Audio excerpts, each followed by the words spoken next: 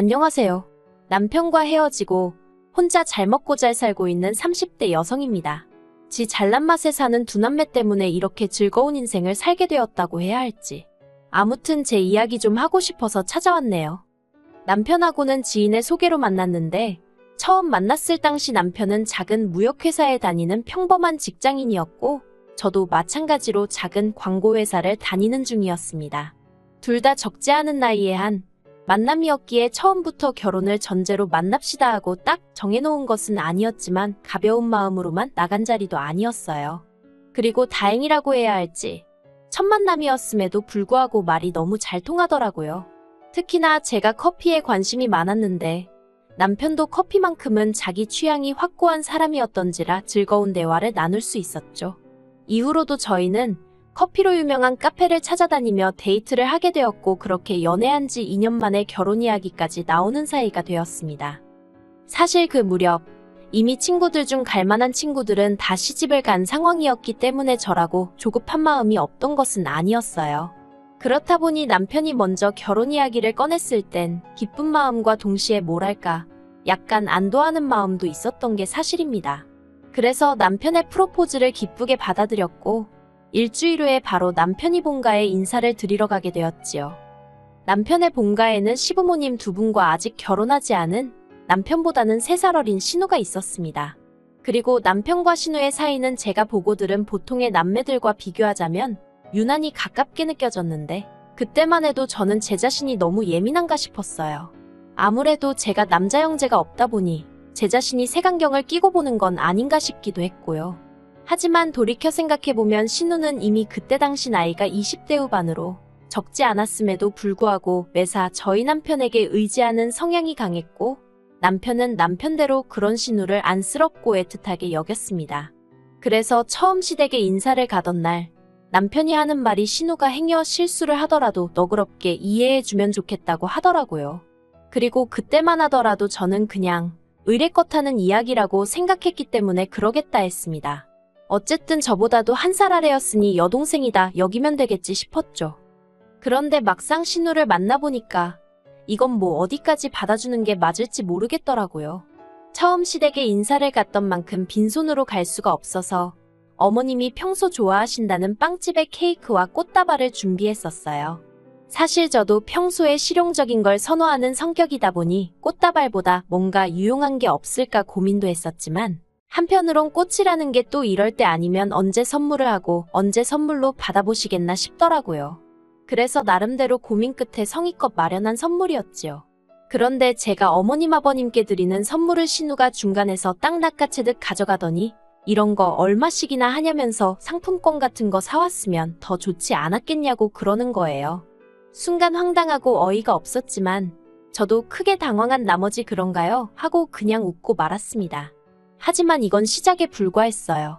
신우는 제 옷차림을 위아래로 훑어보더니 듣자하니 다니는 회사도 별로 안 크다던데 이런 거 사입고 하는 건 다 그쪽 돈으로 하는 거냐면서 그러면 돈도 못 모았겠다는 겁니다.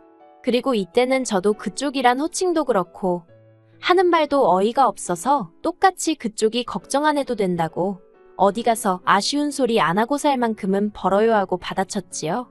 그러자 남편이 신우 뒤쪽에서 저를 보면서 멋쩍게 웃으며 참아달란 사인을 보내더군요. 그리고 어머님 아버님도 저더러 애가 그냥 하는 소리라며 신경 쓰지 말라고 하시고 신우는 입만 삐죽거리며 저를 훑어보길 멈추지 않았는데 솔직히 한마디 더 해버리고 싶은 걸 상황이고 자리가 자리인지라 꾹 눌러 참았네요. 이후로 어머님께서 식사를 준비해 주셔서 같이 점심을 먹게 되었는데 그 자리에서 이런저런 이야기가 오갔습니다. 어머님은 아들에게 들으니 음식하는 걸 좋아한다면서 하고 물으셨고 저는 그렇다고 말씀드렸죠. 실제로 저는 한식, 일식, 중식 자격증을 다 갖추고 있었는데 그건 별다른 이유가 있어서라기보다는 제가 워낙에 어려서부터 음식하는 걸 좋아했거든요. 그래서 취미삼아 하다가 회사 생활을 시작한 이후로는 나중에 혹시나 쓰일 일이 있을까 싶어서 아예 자격증까지 따뒀던 거고요. 그런데 옆에 있던 신우가 시간이 남아도나 보네. 전업주부가 꿈이에요? 그러는 거예요. 그래서 제가 없는 시간 쪽에서 딴 거고 전업주부가 꿈도 아니라고 받아치려다가 말 같지도 않은 거에 놀아나는 기분이 들어서 그럴 리가요 하고 딱 잘라버렸습니다. 그랬더니 또 입을 삐죽거리더니 별것도 아닌 걸로 자랑한다는 식으로 말을 하더라고요. 그리고 그땐 저도 짜증이 나서 맞아요, 별것도 아닌데 그쪽도 좀 따보지 그러냐고 받아쳐버렸네요.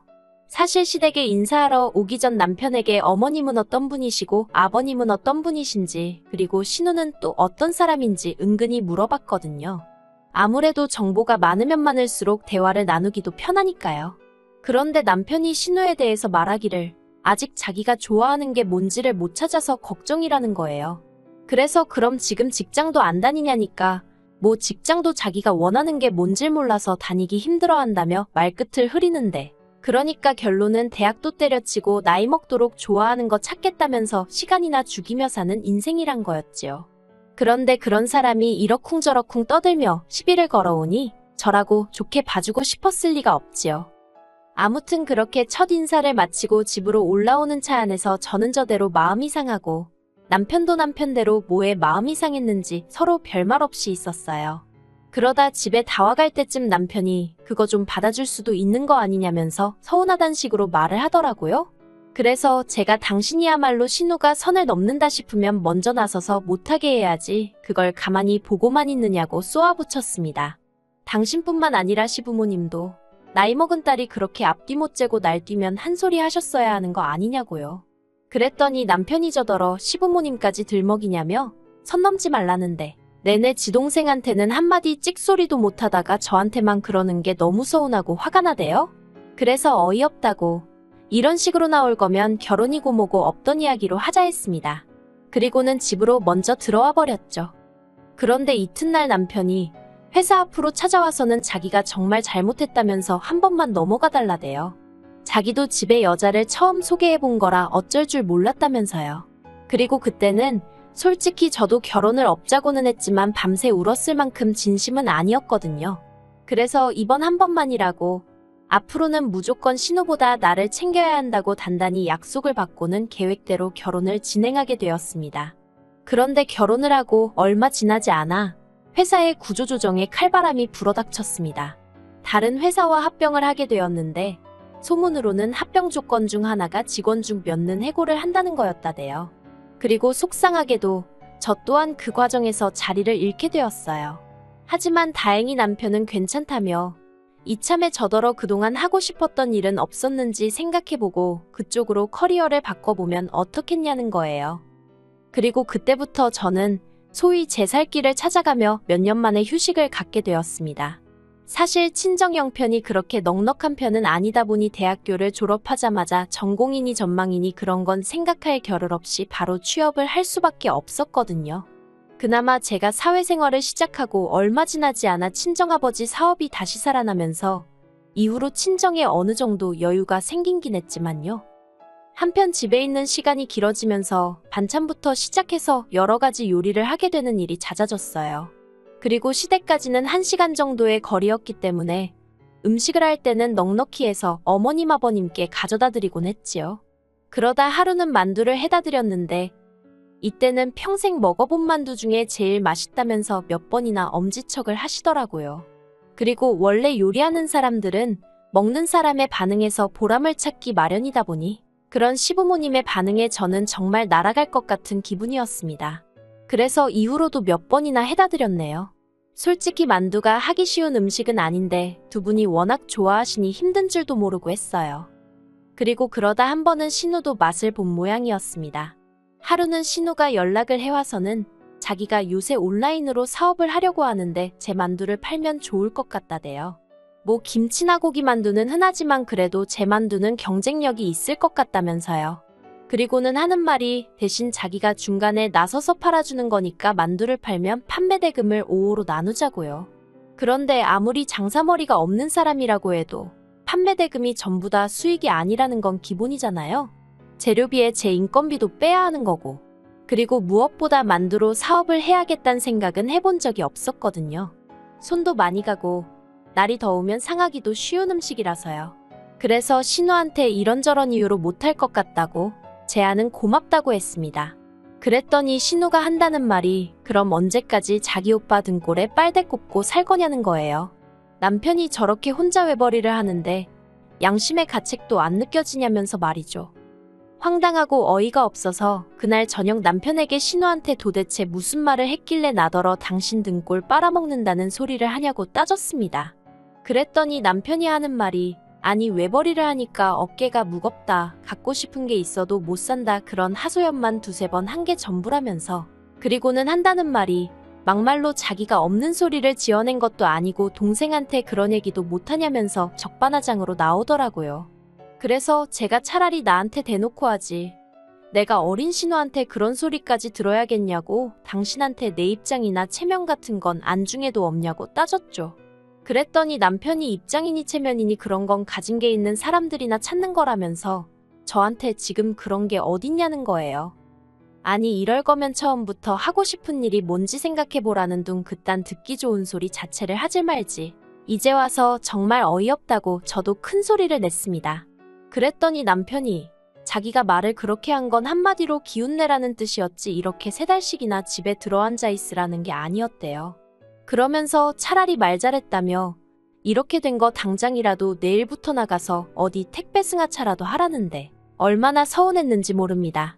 사실 제가 직장은 나왔어도 실업급여도 받고 있었고 상황을 알고 계신 친정부모님께서 다달이 100만 원씩 보내주고 계셨거든요. 그래서 그걸로 남편 월급에 보태 생활비를 충당하고 있었는데 막말로 남편이 월급을 1,000만 원, 2,000만 원씩 벌어오는 상황도 아니면서 겨우 3달 동안 혼자 회사 다녔다고 생색이라니 정말 기도한 차대요. 그래서 제가 잠깐 와이프가 일 좀 쉰다고 이런 식으로 나오는 거면 나중에 내가 정말 어디 아프기라도 해서 일 못하게 되면 그땐 당신 억울해서 죽는 거 아니냐고 비꼬아 버렸습니다. 그랬더니 남편이 저더러 말을 그렇게밖에 못하냐면서 자기도 솔직히 할 말 많은데 참고 있는 거라고. 그러니 어쩌다 신우한테 한마디 들은 걸로 이렇게 유난 떨지 말라나요. 그리고 이런 말까지 듣고 솔직히 기분 안 상할 와이프가 어디 있을까요? 저는 뜬 눈으로 밤을 새웠을 만큼 서운하고 섭섭한 마음을 감출 수가 없었고 결국 이튿날 남편에게 당장 내일이라도 택배 승하차든 뭐든 하겠다 했습니다. 대신 조건이 있다고 신우더러 나한테 말 막 한 거 사과하라고 해달라고 했어요. 당신이 나한테 서운한 건 이해하겠지만 그렇다고 신우가 나설 자리는 아니었으니 신우한테 정식으로 사과받아야겠다고요. 그랬더니 남편이 저더러 정신을 못 차렸답니다. 오히려 신우 아니었으면 이렇게 부부간에 허심탄회하게 이야기할 일이나 있었겠냐며 오히려 저더러 신우한테 가서 여러 가지로 신경 쓰게 해서 미안하다 그리고 고맙다고 얘기하고 오라나요? 그리고 그런 남편의 말에 저는 크게 충격을 받아서 제가 남편더러 정말 끝까지 이렇게 신우 편만 들거냐고 물었습니다. 터져나오려는 눈물을 간신히 억누르며 말이에요. 그런데 그런 저를 보고도 남편은 이제 지금 누구 편드는 거냐며 저더러 일을 안 하고 집에만 있으니까 너무 예민해진 거 아니냐며 제가 우는 건 알아서 할 일인데 자기까지 아침부터 피곤하게 만들지는 말라대요. 그리고 그런 남편의 모습을 보고 있으니 이 결혼 생활과 이 부부 사이에 희망이란 게 있긴 한 건가 하는 생각이 들었습니다. 시간이 흘러 제가 만약 어디라도 못 쓰게 되면 저 사람이 나를 아내로 대하기나 할까 싶었고 힘들고 지치는 순간에 남편한테 의지할 수 있을까 하는 의문이 들었지요. 그래서 남편에게 저도 진심반 홧김반으로 그러면 그냥 나랑 살지 마 하고 소리를 질렀습니다.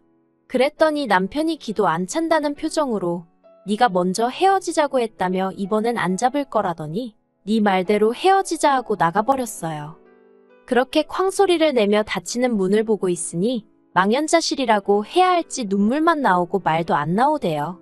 하지만 이렇게 남편의 속내를 본 상황에서 저라고 무슨 미련이 남았겠어요. 제 집만 챙겨서 친정으로 향했습니다. 집은 남편이 자취하던 집에서 일단 제 집만 들여서 살림을 시작했던 차라 이래저래 따질 것도 없었고요. 그렇게 남편과 헤어지고 저는 몇 달 뒤 작은 식당을 열었습니다. 테이블 4개의 예약만 받아서 저 혼자 하는 식당이었어요. 그리고 광고회사 일은 별로 좋아하지 않았어도 어쨌든 몇 년을 하던 분야다 보니 제 가게 하나 정도 홍보하는 건 어렵지 않더라고요. 주변 사람들의 도움도 많이 받았으니까요. 그래서 금세 핫한 가게로 여기저기 소개가 되어서 가게 여는데 들인 7천만 원 버는데 1년도 채 걸리지 않았습니다. 그리고 여기저기 미디어랑 인터뷰도 하게 되었는데 그걸 남편이 본 건지 신우가 보고 남편한테 말을 해준 건지 아무튼 남편에게 연락이 왔더라고요. 소식 듣고 연락한다며 잘 지내는 것 같아 보기 좋다고. 제가 이렇게 성공할 거라 믿었다나요? 웃기지도 않아서 콧방귀도 안 나왔어요. 그리고 원래는 가볍게 무시하려고 했는데 또 이때 아니면 그때 하려다 못한 말을 전할 회가 오겠나 싶어서 당신하고 살았으면 평생 나한테 이런 능력이 있는 줄 몰랐을 거라고 놔줘서 고맙다고 답장했습니다. 덕분에 이렇게 사장 소리도 들어보고 살게 되었다고요. 그랬더니 남편이 자기는 저랑 헤어지고 나서 한 번도 저를 잊어본 적이 없다며 우리 정식으로 다시 한번 시작해볼래 하는데 어이가 없어서 제가 글자 그대로 푸아하라고 적어서 답장했습니다. 그리고 처음 남편과 저를 이어줬던 지인에게 남편의 소식을 전해 듣게 되었는데 그 회사도 구조조정 바람이 불어서 남편이 잘렸다대요. 그런데 더 웃긴 건 남편이 잘리면서 퇴직금 얼마 받은 걸 신우가 사업하겠다며 빌려갔는데 사기를 당했답니다. 왜 요새 1억 빌려주면 이자를 얼마를 주겠네 하며 사기치는 사람들 있잖아요. 그거에 당했다대요. 아이고 똑똑한 척 잘난 척은 혼자 다 하더니. 아무튼 뭐 지인한테는 혹시 그쪽에서 묻거든 저는 아주 잘 지낸다고 근시일 내에 집도 사고 그러게 생겼다고 꼭 좀 소식 전해달라 했습니다.